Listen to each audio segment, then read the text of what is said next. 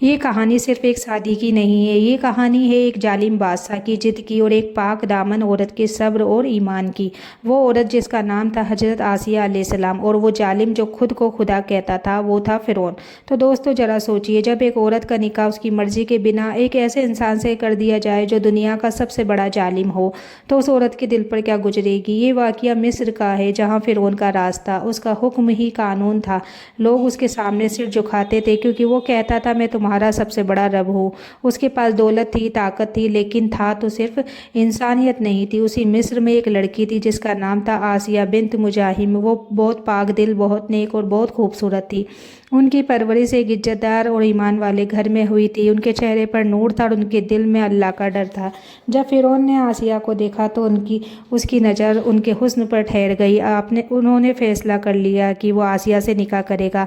लेकिन दोस्तों ये निकाह मोहब्बत का नहीं था, ये निकाह एक जालिम की जिद का था। आसिया के दिल में इस शादी के लिए कोई रजामंदी नहीं थी, लेकिन फिरौन के सामने कौन इनकार कर सकता था। उसने आसिया के वालिद को धमकी दी कि अगर निकाह से इनकार किया तो अंजाम बहुत बुरा होगा। एक बाप जो अपनी बेटी को बचाना चाहता था, लेकिन एक जालिम के सामने मजबूर था। और फिर वो दिन आ गया जब आसिया का निकाह फिरौन से कर दिया गया। निकाह के लफ्ज़ तो पढ़े गए, लेकिन आसिया का दिल टूट चुका था। वो जानती थी अब उनकी ज़िंदगी में एक जालिम के साथ गुजरेगी। लेकिन दोस्तों अल्लाह अपने नेक बंदों को कभी अकेला नहीं छोड़ता। वक्त बीता और एक दिन अल्लाह ने आसिया को एक ऐसा मौका दिया जिसने उसकी तकदीर बदल दी। जब दरिया नील में एक संदूक बहता हुआ आया जिसमें एक छोटा सा बच्चा था, वो बच्चा कोई और नहीं बल्कि हजरत मूसा अलैहिस्सलाम थे। जब आसिया ने उस बच्चे को देखा तो उनके दिल में मोहब्बत जाग गई।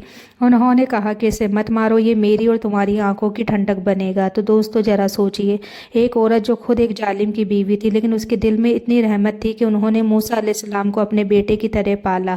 लेकिन वक्त के साथ जब मूसा अलैहिस्सलाम ने अल्लाह का पैगाम सुनाया तो आसिया का दिल तुरंत गवाही देने लगा। उन्होंने समझ लिया कि असली रब फिरौन नहीं है बल्कि अल्लाह है, और उन्होंने चुपचाप अल्लाह पर ईमान ले लिया। तो दोस्तों ये वही पल था जब एक औरत ने अपने जालिम शौहर के खिलाफ अपने रब को चुन लिया।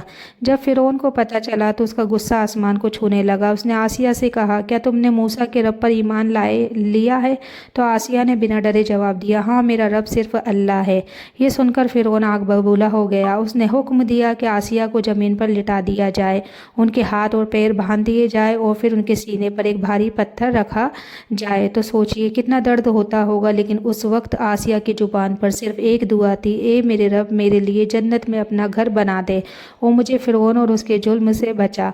और उसी वक्त अल्लाह ने आसिया को जन्नत में उनका घर दिखा दिया। उनकी आंखों में दर्द नहीं था बल्कि खुशी के आंसू आ गए और फिर उनकी रूह अल्लाह से जा मिली।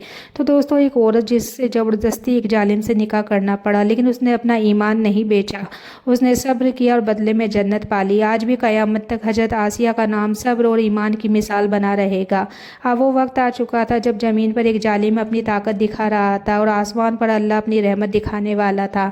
हजरत आसिया जलती हुई रेत पर लेटी हुई थी। उनके हाथ और पैर कसकर बांध दिए गए थे। उनका जिस्म कमज़ोर हो चुका था, लेकिन उनका ईमान पहले से ज़्यादा मजबूत था। सूरज की गर्मी उनकी चमड़ी को जला रही थी, उनकी सांस भारी हो रही थी, लेकिन दोस्तों उनकी आंखों में डर नहीं था क्योंकि उनका दिल अब इस दुनिया से नहीं बल्कि जन्नत से जुड़ चुका था।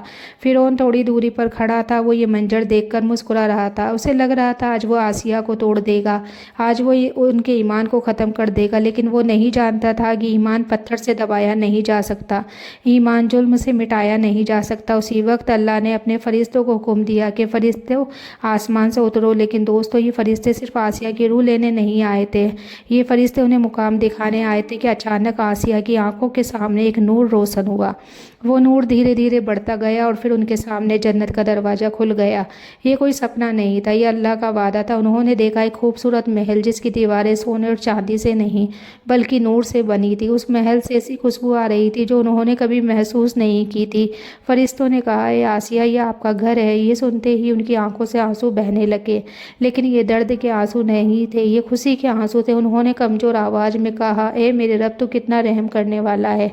तो दोस्तों उस वक्त उनके सीने पर रखा पत्थर अब उन्हें भारी नहीं लग रहा था क्योंकि उनका दिल अब जन्नत में पहुंच चुका था। तो फिर उन्हें ये सब नहीं देख सकता था, वो सिर्फ एक कमज़ोर औरत को देख रहा था, लेकिन आसिया अपना जन्नत का घर देख रही थी।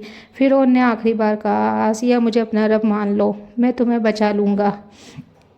تو دوستو یہ آخری موقع تھا، لیکن آسیہ اب اس دنیا میں رہنا ہی نہیں چاہتی تھی۔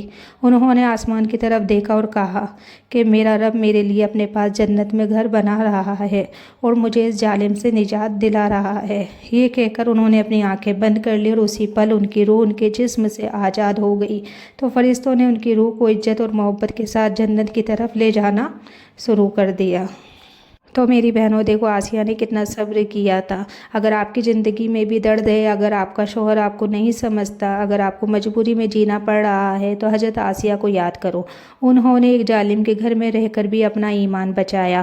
انہوں نے اللہ کو نہیں چھوڑا اور اللہ نے انہیں کبھی نہیں چھوڑا۔ آج وہ جنت میں ہیں اور ان کا ظالم شوہر جہنم میں ہے۔ جب حضرت آسیہ اس دنیا سے جا رہی تھی تو ان کے چہرے پر مسکان تھی، کیونکہ انہوں نے جنت دیکھ لی تھی، انہوں نے اللہ کا وعدہ دیکھ لیا تھا۔